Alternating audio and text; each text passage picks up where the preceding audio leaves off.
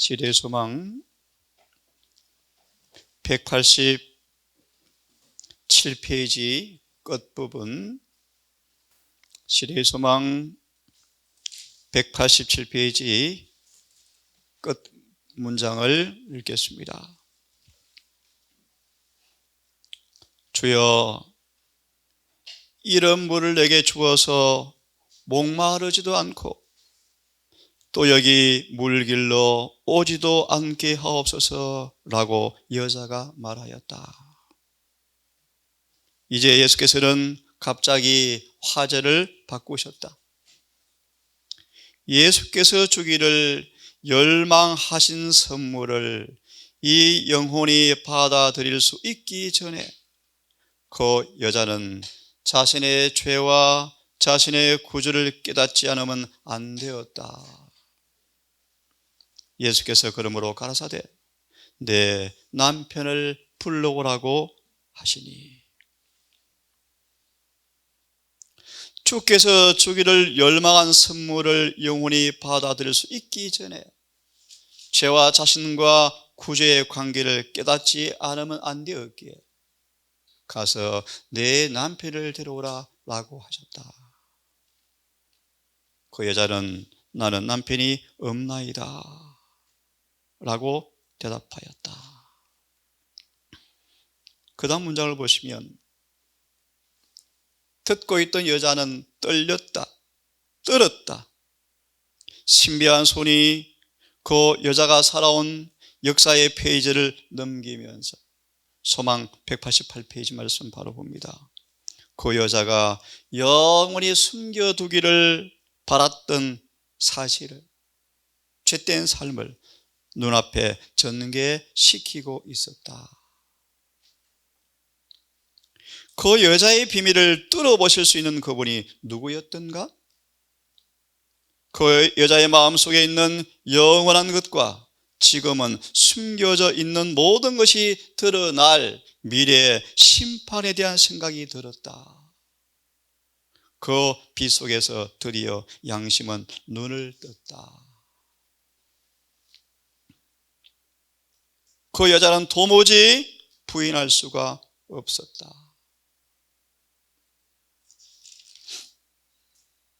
넘어가서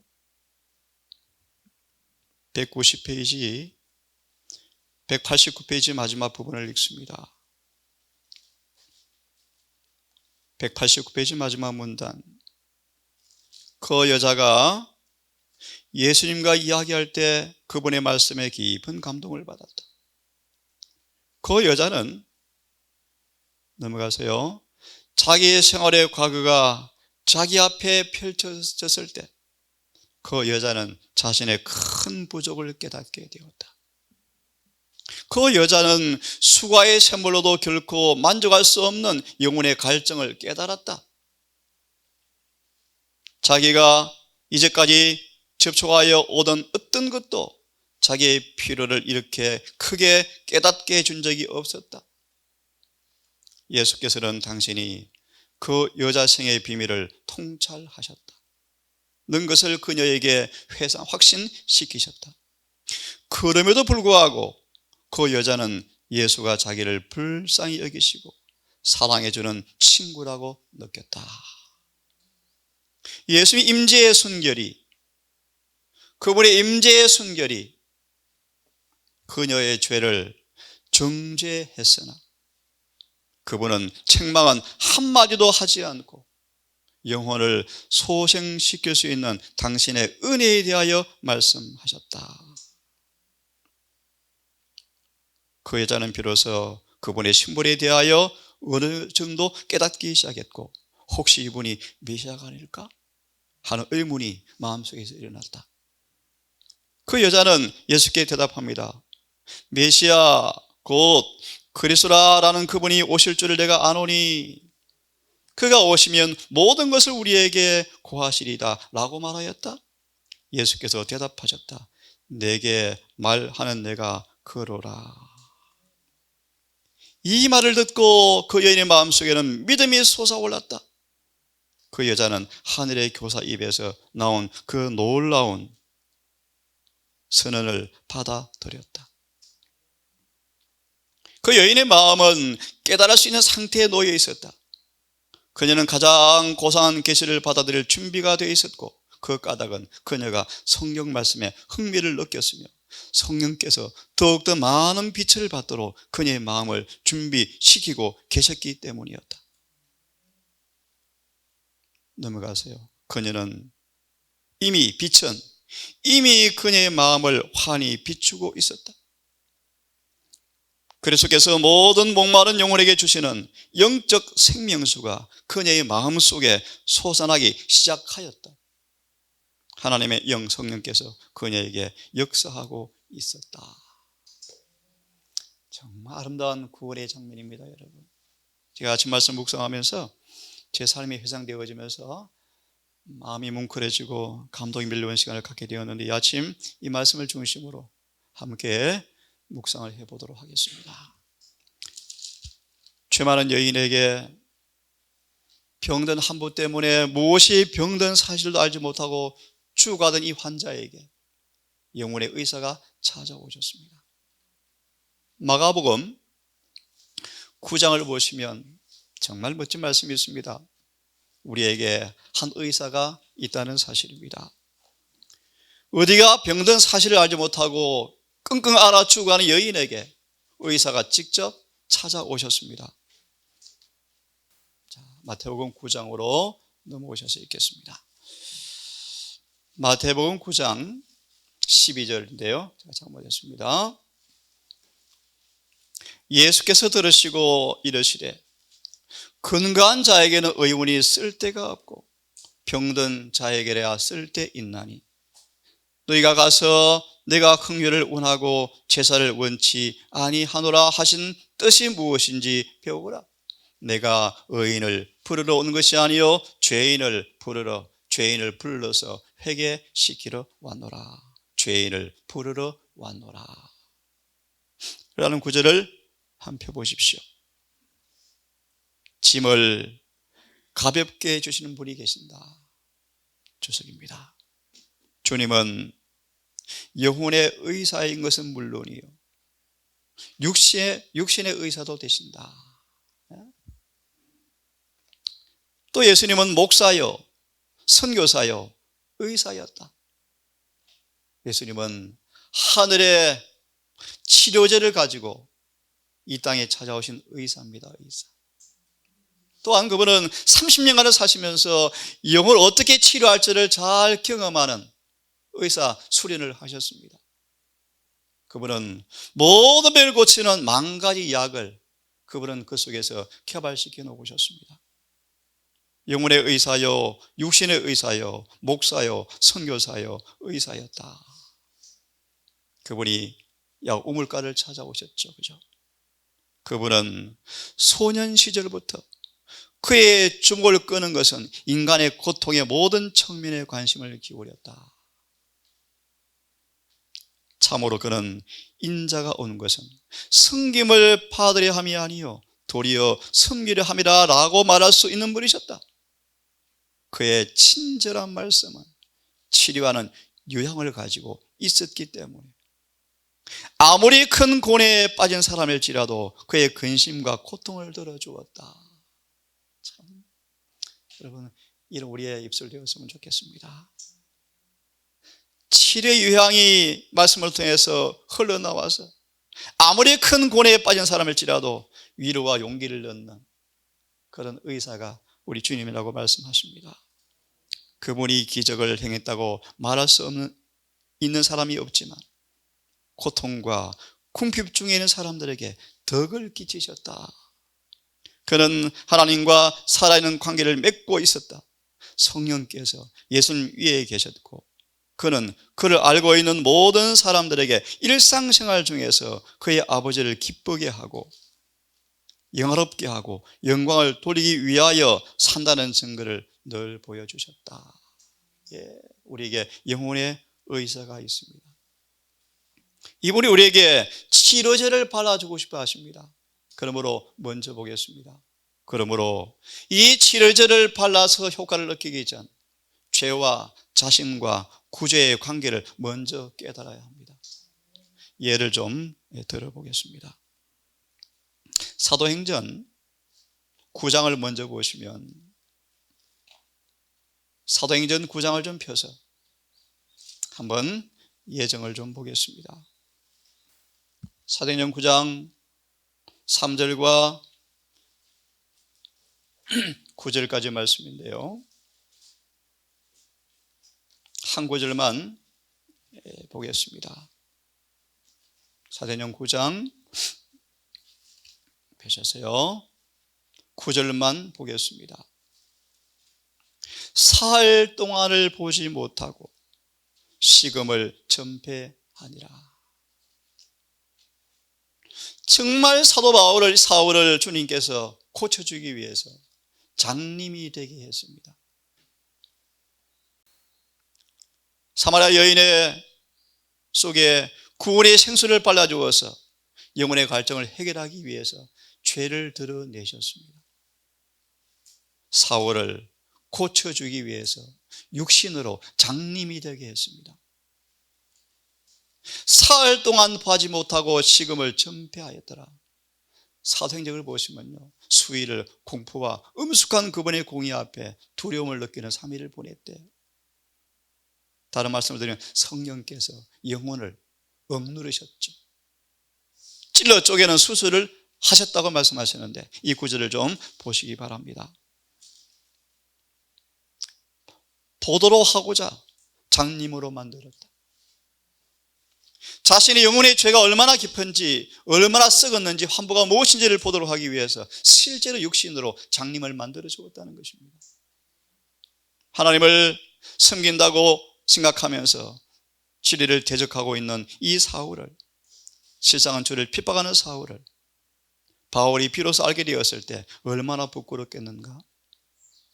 구주께서 바울에게 영광의 밝은 빛 가운데서 비로소 자신의 모습을 드러냈을 때 이 일이 반드시 필요하죠.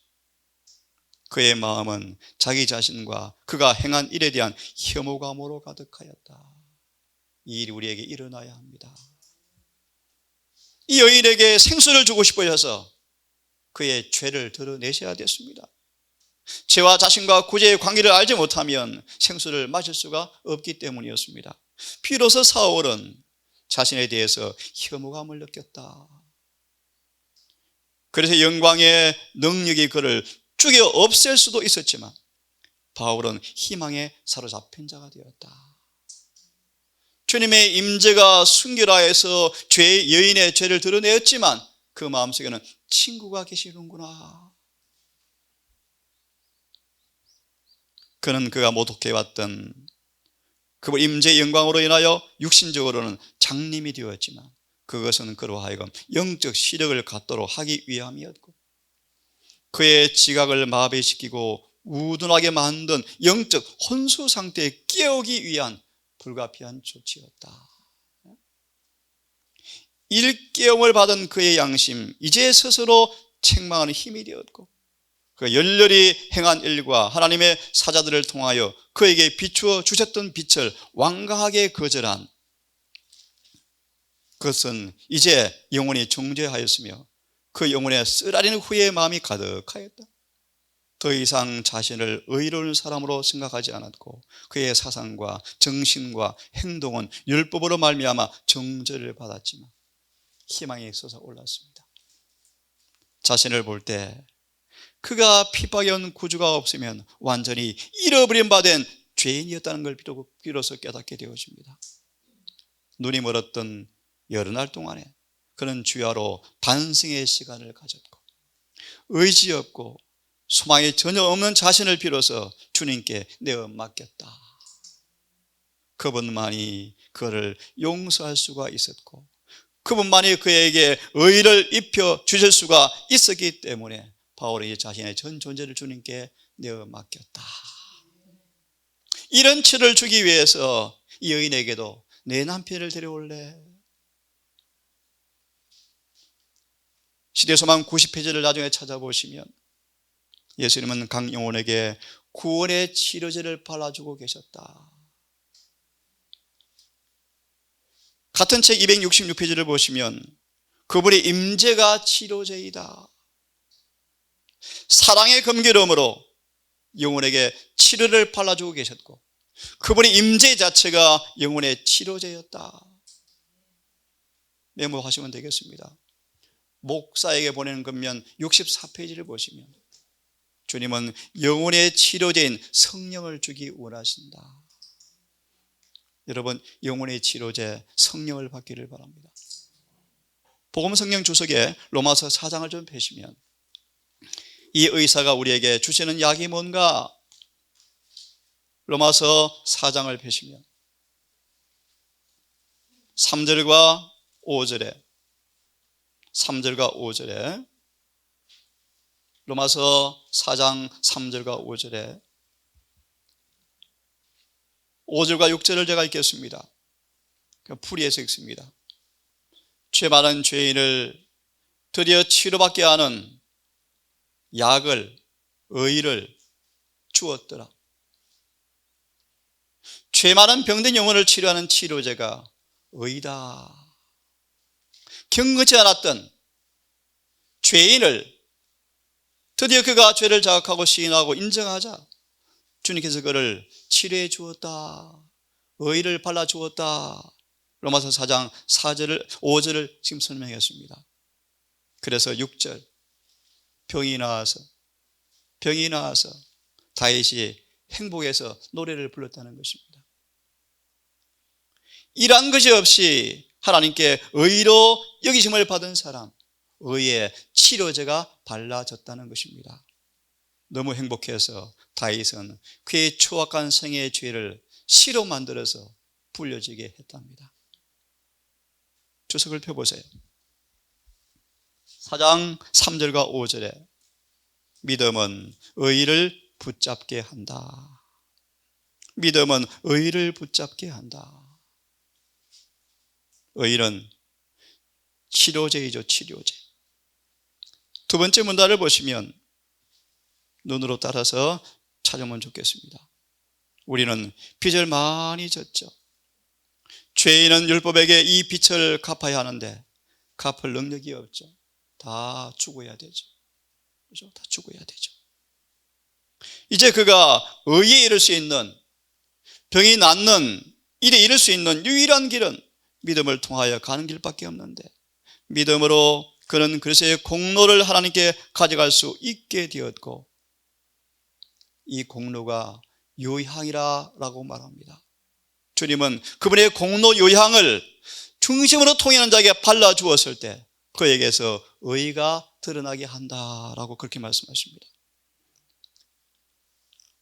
그분의 공로를 하나님께 가져갈 수 있게 되어지고 하나님은 그 아들의 순종을 죄인의 계정에 두시고 인간의 실패 대신 그의 의가 간합되어지고 그리하여 하나님을 믿고 회개하는 영혼을 받으시고 용서하시고 의롭다 하시고 마치 과거에도 의인인 것처럼 대하시고 그렇게 원문은 그렇게 되어 있습니다. 의인을 대하시고 아니고 과거에도 의인인 것처럼 그를 대하시고 아들을 사랑하듯 그를 사랑하신다.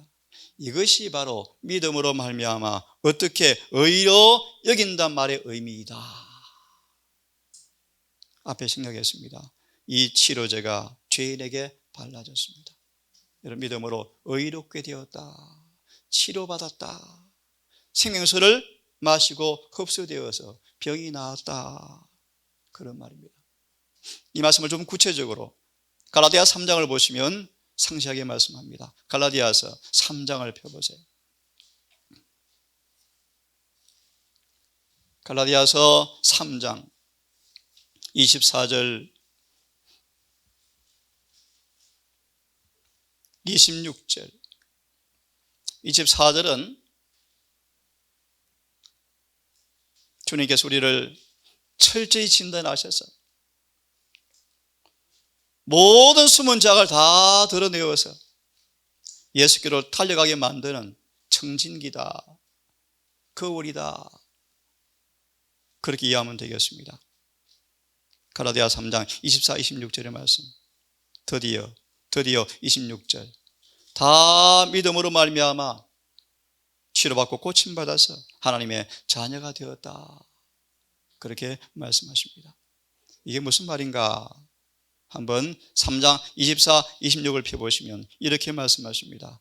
유일한 치료제 그리스도. 한번 읽어보겠습니다. 마음이 갈바리의 십자가에 이끌리게 될 때 우리는 불완전한 시각이지만 지옥의 십자가 위에 계신 그리스도를 보게 되어지는데, 왜 죽으셨는지, 죄 때문에 죽으셨구나. 죄가 무엇이지? 내가 율법을 범하고 살았구나. 드디어 눈이 열려서 죄의 성질을 보게 되어질 때 사울처럼 비로소 죄를 증오하는 마음이 생기게 되어지고, 율법에 파괴되어서 범죄자를 용서할 수 없는 사실을 깨닫고 이제는 그가 치료제를 찾는데요. 어디 있습니까? 치료제는 어디 있는가? 그 율법은 우리를 내몰아서 채찍질해서 십자가에 달리신 주님을 향하게 만들어준다. 비로소 예수께서 그런 사람에게, 타락하고 죄 많은 병든 자들에게 그의 의를 나누어 줄 수 있도록 하기 위함이며, 그의 의로운 품성을 입고 있는 사람들은 그의 아버지께, 아버지 이제 나왔습니다, 내 아들입니다, 내 자녀가 되었습니다 라고 제시하기 위해서였다. 여러분, 치료자가 무엇입니까? 주님의 의죠, 의. 산상본 13페이지를 보시면 그분의 사랑이 바로 유향이다, 치료제다. 다시 한번 여러분 보겠습니다. 이 치료제를 발라보기 위한, 다시 한번 아프지만 해야 할 일이 있습니다. 거울을 열심으로 바라보셔야 합니다. 눈에 안약을 발라서 수건을 벗고 거울을 열심히 자세하게 들여다보셔야 합니다. 야고보서 1장 25절의 말씀을 펴기를 바랍니다.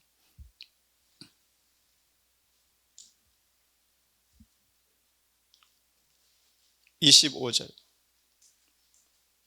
주석을 바로 펴십시오. 야고보서 1장 25절 바로 보십시오. 거울의 임무, 예수님 자신이 거울이었죠. 그분의 임재가, 그분의 순결하심이 여인의 죄를 드러내었다. 그죠? 거울입니다, 거울.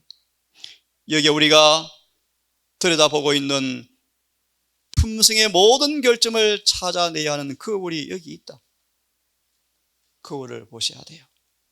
그대가 이 거울을 들여다보고 그대의 품성에 많은 결점이 있는 것을 보았다고 가정해 보아라. 특별히 재림교회는 성경을 보지만 보지 못하는 장님인지라 더 잘 보아서 모든 병을 고침받게 하기 위해서 더 놀라운 거울을 주었죠. 날마다 거울을 보기를 바랍니다. 그리고 가서 말해보아라 라고 쭉 말씀하시면 그 다음 세 번째 문단을 넘어갑니다. 하나님의 율법이 그 일을 하는데 우리의 품성의 결점을 드러낸다. 하지만 율법은 우리를 용서할 권한이 없죠. 죄에서 구원할 수가 없죠. 그 다음 문단을 보시면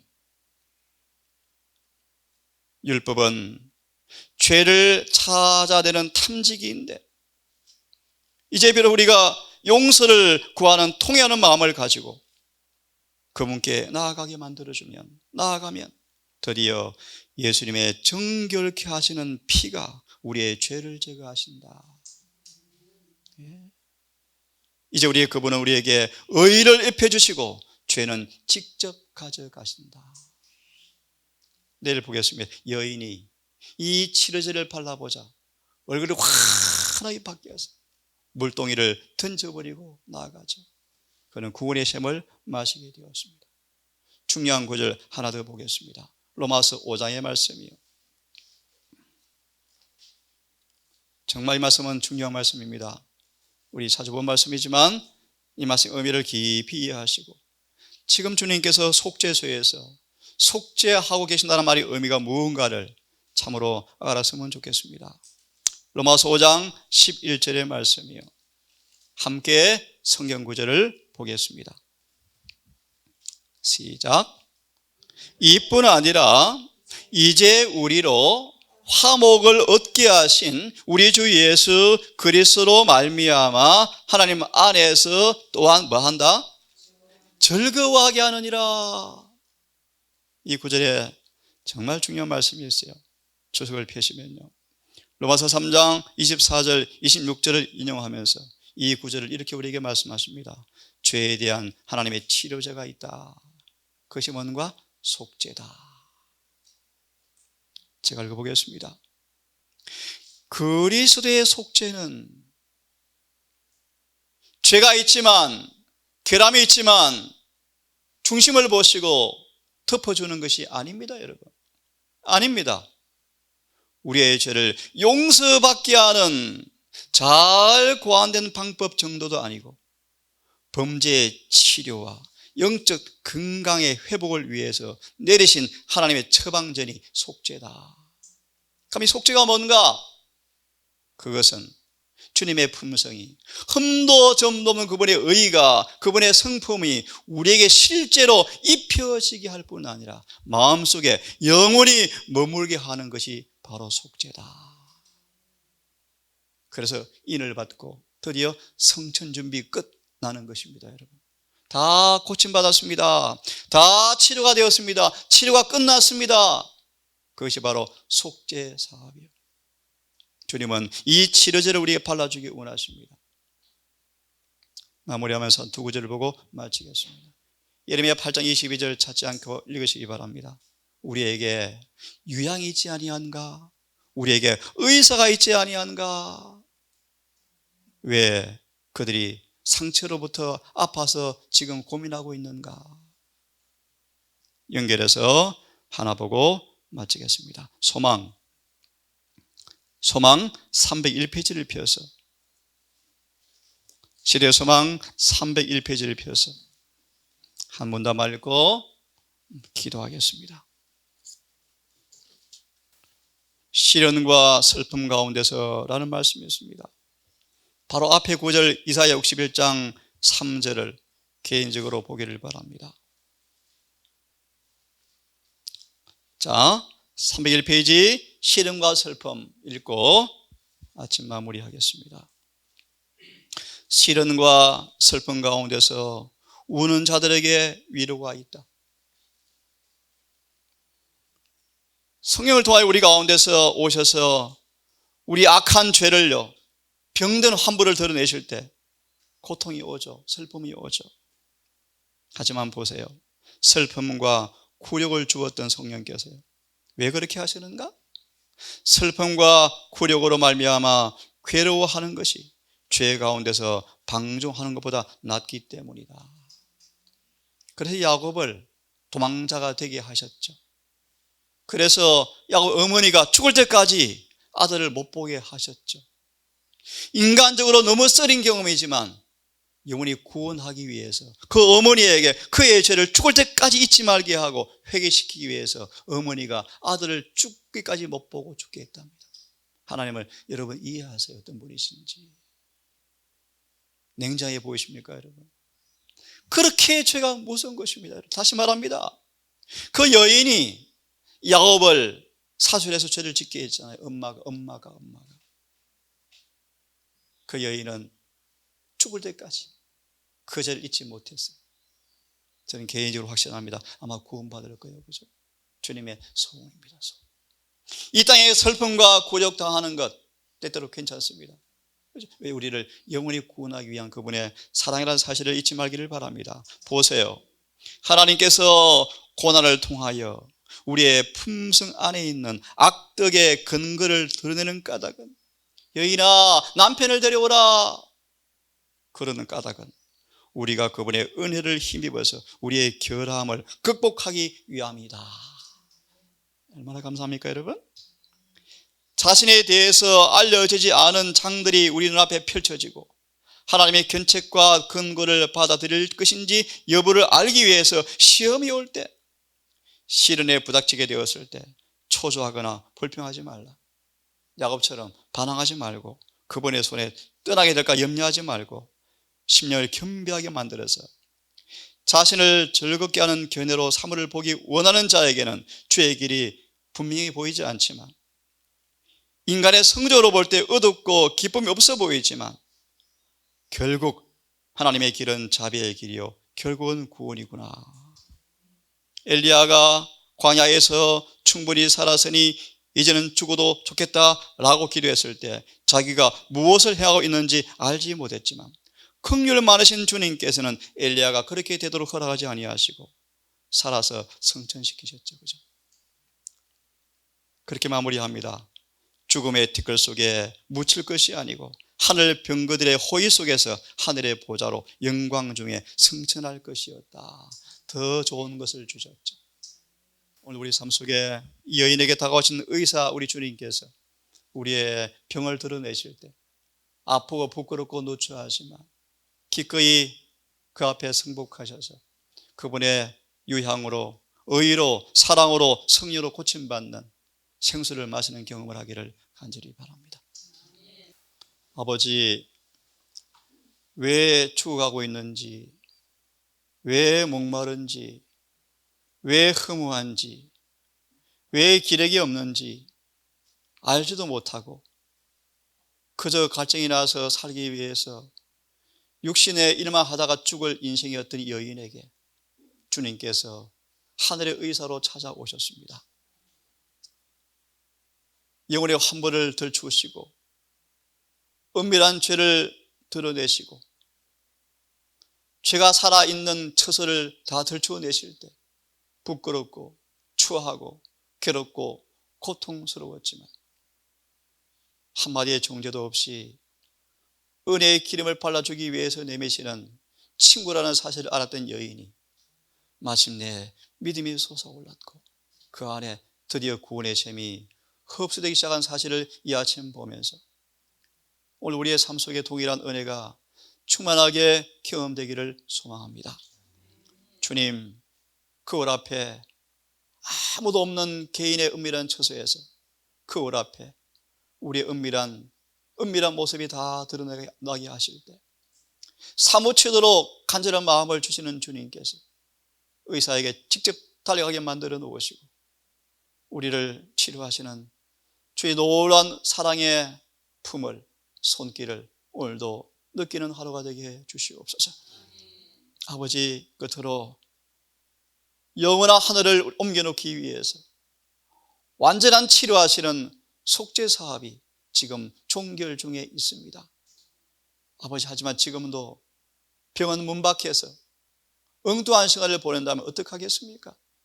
주여, 제사장복을 입히시고 성소 안으로 데려가시고 이 우리를 옷을 입히셔서 성령으로 충만케 하셔서 지성소 안으로 데리고 들어가셔서 영원히 속죄하기 위해 하시는 주님의 그 사랑을 우리가 오늘도 깨닫고 주와 함께 동행하는 하루가 될 수 있도록 인도해 주시옵소서. 이 물을 마신 사람마다 목마르지 않는다는 말씀의 의미가 무엇인지 배웠습니다. 세상을 그리워하는 마음, 육신에 속한 기쁨들이 잠시라는 사실을 잊지 말게 하시고 영원한 것을 사모하는, 영혼을 사모하는 그런 마음을 우리에게 허락해 주시옵소서. 예수님 이름으로 기도드립니다.